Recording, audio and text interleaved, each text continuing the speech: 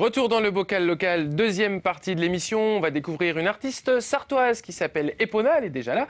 Bonsoir Epona. Ça va? Oui, ça va. Et vous partagez ce plateau avec Jean-Christophe Camus, qu'on retrouve maintenant toutes les 2 semaines dans le bocal local. Bon, il y a eu une petite pause, mais en gros, vous revenez toutes les 2 semaines. Je vais revenir. Ouais. Voilà, pour nous parler des nouvelles technologies. Les nouvelles technologies, Voilà, c'est ça. vous nous avez amené d'ailleurs quelques objets qu'on va découvrir tout à l'heure. C'est le but. Epona, on est ensemble parce que vous faites une exposition de votre travail à la salle des expositions de Bonnétable du 1er au 11 mars prochain. Une exposition de votre travail photographique. Si on regarde un petit peu ce que vous faites, est-ce qu'on peut parler de travail un petit peu comme ça à la Tim Burton, en tout cas coloré Bah, la Tim Burton, c'est un compliment pour moi. Oui, en tout même temps, cas. je pense que c'est un compliment pour pas mal de gens. Hein. Donc, c'est de la photographie. C'est une série de photographies que j'ai fait à partir d'un modèle vivant qui est ma main. Votre main. Voilà. En fait, c'est ça, hein, le thème, c'est main artistique. Voilà. Alors, artistique parce que je l'ai peinte. D'accord. Avec une peinture qui n'est pas forcément utilisée de façon de tous les jours, quoi, puisque c'est de la peinture fluorescente. D'accord. Et cette série photographique a été faite sous l'effet de la lumière noire. D'accord. Voilà. Ça veut dire que vous mettiez à votre main des néons, enfin des néons tout à fait. ultraviolets, c'est comme ça. Ouais. Et puis les couleurs réfléchissent et vous prenez la photo. Oui, tout à fait. Pourquoi avoir choisi de prendre votre main comme support artistique? Pourquoi ça, pas, me direz-vous? Ça s'est fait en fait. Ça s'est fait un petit peu bizarrement en fait, parce que j'étais en train de faire des peintures autres. Et puis il y a des touches de couleurs qui sont venues sur mes doigts et ben en étalant, tout simplement, j'ai trouvé que ça faisait sympa. Alors j'ai filmé. Vous avez filmé? Et j'ai filmé. D'accord. Et une fois tout fini, j'ai fait toute une série de photos. Alors j'imagine que ça doit... C'est expérimental. C'est expérimental. Complètement. La main comme ça, et alors de la peinture phosphorescente. Et alors combien de prises, combien de mains différentes? Main gauche, main droite ou que la main droite? Qu'une, parce que l'autre tenait l'appareil. Oui, bah, ça peut se faire... Bah, ça s'est fait comme ça, en tout cas, cette fois-là. Et donc, j'ai fait une grande série de photographies, parce que tout simplement, la lumière noire, à la lumière noire, la peinture fluo, c'est pas facile à capter. Il y a beaucoup de reflets. Donc, bon, au niveau technique, c'est pas évident en prise de vue. Alors, je disais, c'est coloré, ça veut dire quoi? Vous avez après retravaillé ces photos ou c'est les couleurs Ce sont les couleurs. Alors, comment vous les faites, ces couleurs, au sein de la main? C'est justement ces différentes peintures qui font la couleur? C'est toujours de la peinture fluo. À des couleurs différentes. Vous l'utilisiez à quoi normalement cette peinture? Parce que là vous avez dit que c'était finalement expérimental, oui, un essai. Oui, tout à fait, ouais. C'est parti comme ça. En général, je fais des peintures, des sculptures, avec de la peinture acrylique, voilà, j'amène des couleurs comme ça. Et ensuite, je retravaille mes œuvres à la lumière noire, je rapporte des zones qui peuvent être éclairées ensuite pour qu'il y ait 2 façons de voir une œuvre. Aussi bien de jour que de nuit. Et là, vous avez décidé de l'exposer, d'exposer vos œuvres. C'est la première fois que vous faites une exposition de ce type ou régulièrement vous exposez votre travail? Alors, disons que c'est la 2e fois que je fais une exposition personnelle, parce que jusque-là, j'ai exposé déjà, mais avec d'autres artistes peintres. Voilà. Là, on a dit main artistique, c'est le thème principal. Mais il n'y a pas que ça, c'est que vous allez mêler ces photographies à de la musique et à Jean-Michel Jarre, Millions of Stars. Voilà, donc j'ai choisi ce titre parce qu'au moment que je l'ai fait, en fait, c'est ce que j'étais en train d'écouter. Voilà, millions d'étoiles. Et je trouvais en plus que le titre, il collait très bien au niveau du visuel parce qu'il y a un effet... on a l'impression de voir des petites étoiles dans le fond, comme c'est assez... Bon, il y a une impression cosmique, quoi. Je vois qu'il y a un objet, là. Vous tenez parfois des objets aussi. Ça veut dire que vous avez travaillé sur la matière aussi, parfois, non? Ou ce sont des objets que vous avez récupérés? Ça, c'est un objet que j'ai apporté à ces prises de vue, quoi, que j'ai rajouté à la scène, on va dire. Un travail de combien de temps? Voilà, je compte pas. Un travail de toute une vie? Disons que ça s'est fait en plusieurs fois, en plus. Je suis revenue dessus de temps en temps et oui, il y a des heures de travail, c'est clair. Est-ce qu'on peut envisager, Isabelle, une extension de votre travail, c'est-à-dire vous avez fait la main droite, gauche c'est la main gauche. Est-ce qu'on peut imaginer la main droite, puis plus tard peut-être d'autres parties du corps, d'autres envies comme ça, puisqu'à priori quand c'est expérimental et que ça plaît bien... Ouais. Bah, maintenant que j'ai un trépied, je pourrais le faire. Oui, il faut une petite télécommande aussi pour pouvoir mettre un temps de pause, mais ouais, donc c'est quelque chose qu'éventuellement vous pourrez refaire. C'est dans l'idée déjà. Ouais. Est-ce qu'on peut trouver votre travail sur Internet, Isabelle ? Tout à fait, ouais. Vous avez un site ? J'ai un blog. Un blog, on peut peut-être le citer ? Alors le blog, pour le trouver, moteur de recherche, ça, on le trouve tout de suite en mettant Isabelle Epona Perrault, O-T à la fin. Et Epona, E-P-O-N-A. Voilà. Et donc je rappelle que vous étiez présent sur ce plateau pour nous parler de votre exposition Main artistique, donc à la salle des expositions de Bonnétable, le 1er au 11 mars prochain. Les horaires d'ouverture en gros ? Vous avez 9h midi, 14h, 18h. Il y a les week-ends, samedi, dimanche et mardi. C'est de 10h à midi et de 15h à 16h. Et les autres jours, c'est que l'après-midi. D'accord. On pourra vous rencontrer de temps en temps ? À 18, pardon. 18h. Voilà. Est-ce qu'on pourra venir vous rencontrer ? Oui. Vous serez présent ? Oui. Et évidemment, si ça vous intéresse, il y a, comme pour toute bonne exposition qui se respecte, un vernissage. Tout à fait. Le 2 mars, donc à la salle des expositions de Bonnétable. Merci beaucoup Isabelle, vous restez avec nous en plateau. Avant de parler nouvelles technologies avec Jean-Christophe, je vous propose de faire un coucou aux films qui vont sortir bientôt sur vos écrans demain pour les gens qui nous regardent en direct. Nous vous avons choisi 3 films, La mer à boire, Cheval de guerre et Dancing, pardon, je regarde mes notes, Dancing, un film sur les Chemical Brothers. C'est juste après, Jean-Christophe Camus nous parlera nouvelles technologies.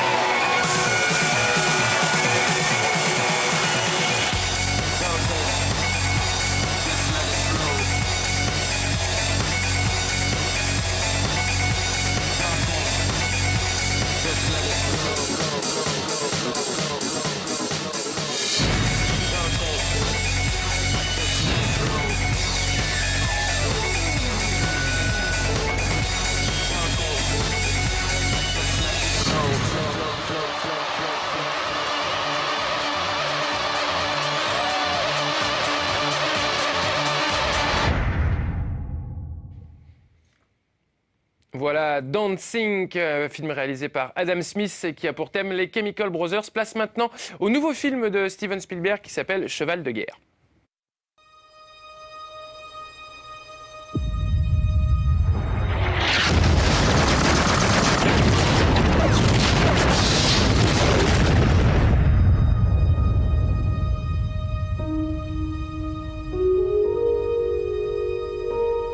Que se passe-t-il?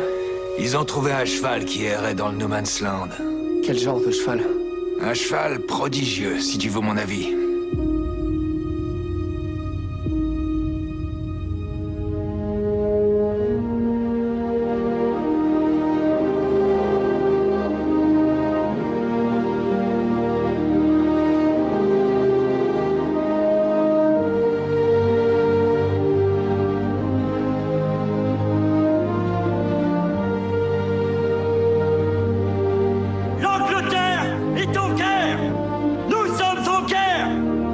Promets d'en prendre soin.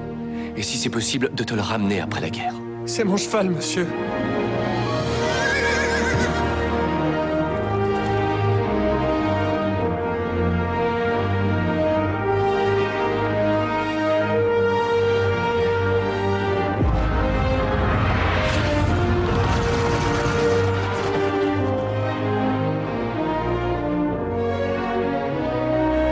Il faut s'imaginer survolant un monde en guerre, en sachant qu'on ne doit surtout pas regarder en bas. On doit regarder droit devant, sinon on ne rentre pas chez soi. C'est un honneur de monter à vos côtés. Chaque homme fait sa fierté et celle de son pays. Soyez courageux. Soyez courageux. Soyez courageux.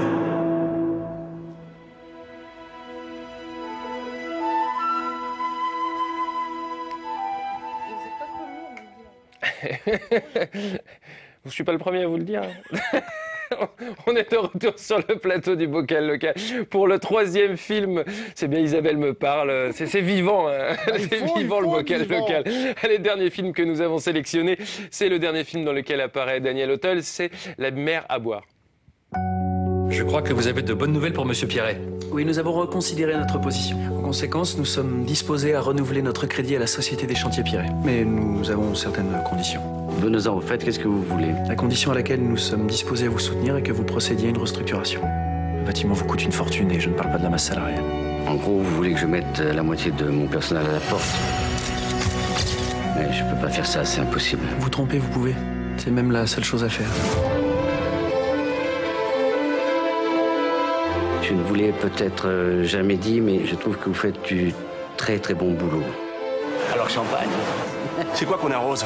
Nos indemnités à 2 balles? Faut tenir le coup, il va s'en sortir. Tu vas voir, ça va aller. Toi, tu penses toujours que tout va s'arranger? Vous possédez une marque prestigieuse, mais vous vous surestimez. Je n'ai pas l'intention de baisser les bras. On n'a pas perdu. Ces enfoirés me mettent le couteau sous la gorge. Elle me rapporte que dalle, ta boîte. Bazar de là. Je suis pas d'accord, plutôt crevé. Les affaires continuent. Pour Pierret, on est prêt à vendre nos actions. La proposition tient toujours. Je suis prêt à vous racheter vos parts. On n'est pas à vendre. Vous êtes vraiment une belle bande de salauds. Vous pouvez refaire les additions dans tous les sens. On ne pourra pas payer la prochaine échéance de l'emprunt pour l'atelier. Si vous ne trouvez pas une solution, moi je vous fais la peau. Des mauvaises passes, on connaît tout ça. Faut tenir le coup. Voilà, La mer à boire sur vos écrans à partir du 22 février. Place maintenant à la chronique Nouvelles Technologies. On a fait le cinéma, on a fait la photo. Maintenant, on va faire le geek. Non, on dit pas ça. Oh, on peut le dire, c'est pas grave, c'est pas un gros mot, le geek.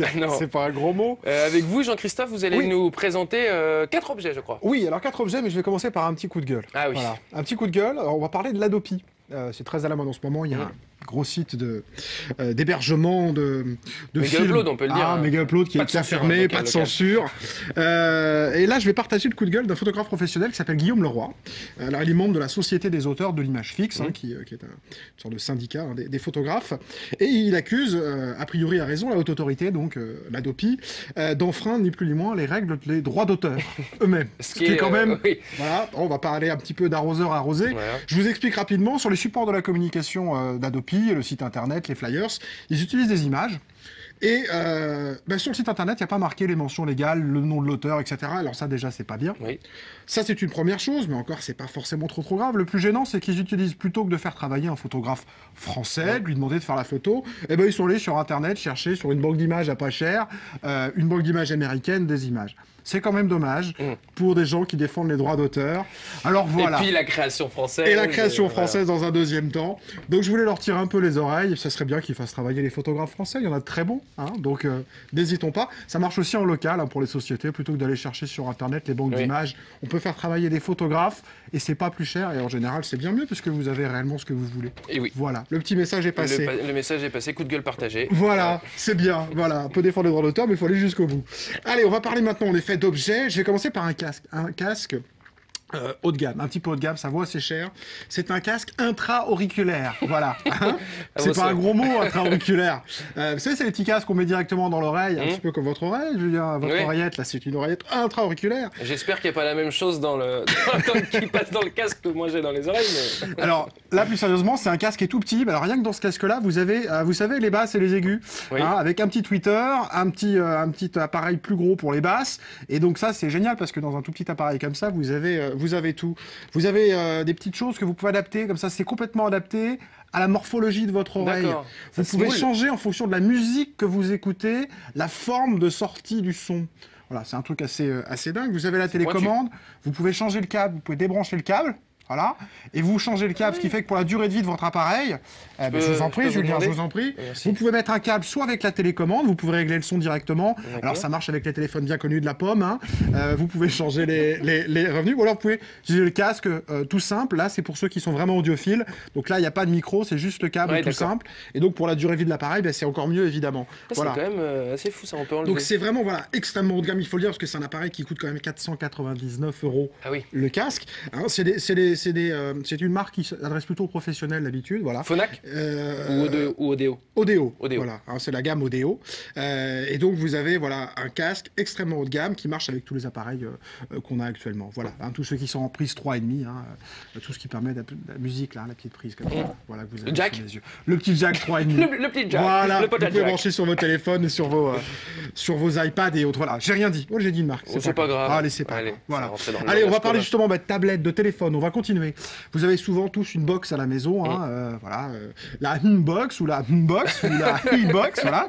Hein, peu importe la box que vous avez à la maison, vous pouvez regarder la télé. La box à la maison, c'est génial. Mais quand vous partez en week-end ou que vous allez en camping, vous êtes bloqué. Vous n'avez plus que 18 chaînes. Et puis dans les 18 chaînes, il y a l'Assemblée nationale. Et puis il y a Gulli, c'est pas forcément passionnant. En camping, il faut quand même emmener la télé. Oui, ça dépend des gens. Je suis bien d'accord. Bref, j'ai une solution pour ceux qui veulent regarder la télé en camping avec toutes les chaînes qu'ils ont à la maison. C'est possible grâce à cet appareil. Alors ce petit boîtier là, vous le branchez sur votre box. Hein, peu importe la box que c'est, ça fonctionne. Ah, vous avez les petites prises habituelles, je le fais dans la tête, c'est peut-être pas la peine. Les petites prises habituelles. Et là, hop, vous prenez votre téléphone, votre tablette tactile, votre ordinateur, et vous vous connectez directement à ce boîtier. Et vous pouvez regarder l'ensemble des chaînes que vous avez à la maison sur votre téléphone, votre tablette tactile ou votre ordinateur. Ça veut dire que quand on a par exemple un abonnement genre CanalSat, Canal+, ou TPS... Voilà, que ce soit le satellite, la box, vous pouvez voir ce que vous avez à la maison. D'accord. Vous installez une petite application sur votre téléphone et vous avez accès à l'ensemble des chaînes que vous avez à la maison gratuitement. Vous ne payez pas d'abonnement. Oui, c'est ça. Hein, parce que je vous rappelle que les box, quand vous avez 2 télés à la maison, ils vous mettent un petit supplément pour que la deuxième télé vous puissiez voir. Donc là, ils nous collent des suppléments pour à peu près tout. Et bien là, non. Voilà, vous achetez l'appareil et après, vous êtes tranquille. Vous pouvez regarder partout, que ça soit la pièce d'à côté ou à l'autre bout du monde. Quand on revient chez soi, on le débranche ou on peut le laisser? Non, vous laissez brancher. C'est assez fin, assez discret pour pouvoir le poser avec les autres appareils électroniques. Oui, c'est esthétique en plus. Voilà, c'est tout mignon, c'est pas trop grand. C'est facile à brancher, ça coûte 119 €, mais du coup, vous pouvez regarder l'ensemble de vos chaînes partout.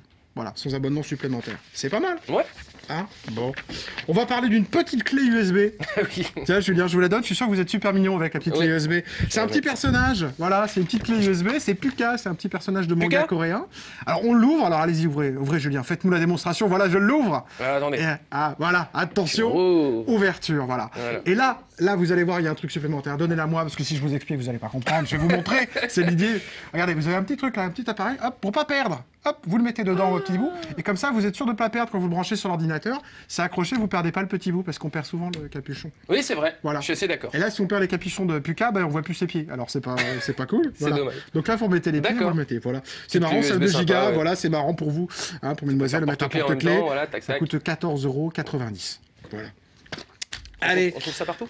On trouve ça partout dans les magasins classiques où vous pourrez trouver ce genre de choses. Et dernière chose, Julien. Dernière chose, on va envoyer une photo si vous voulez bien. Une bombe qui va exploser. Voilà. C'est un truc de dingue. Si on peut envoyer la photo. Et Julien, qu'est-ce que c'est? Alors, est-ce que vous pouvez me dire ce que c'est? Est-ce qu'on a la photo? Voilà. Qu'est-ce que c'est que cette petite chose? Ah, il y en a 4 là. Il y en a 4, oui, c'est la même chose parce qu'il y a différentes couleurs. Faites pas le malin, Julien, faites pas le malin. Est-ce que c'est une photo prise par un photographe français? Je ne pense pas. Je sais pas, c'est quoi un massage?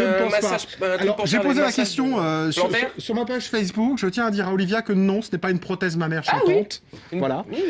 Par contre, c'est bien en rapport avec la Du coup, 4, c'est largement suffisant. Voilà. On peut choisir. Je vous emmène en régie, vous allez voir comment ça marche, Julien. Carrément. Vous restez là, on y va, j'arrive. Voilà, allez, c'est par là. Isabelle, pour votre première, c'est un baptême du feu. Hein, Ah là, c'est terrible. On fait des trucs de fou. On fait des trucs de fou. C'est par là. Ça va nous permettre de faire un coucou. Ça va nous faire un coucou à toute l'équipe technique de l'élément télévision. Alors, on à voit la pomme, là, encore une fois. Voilà.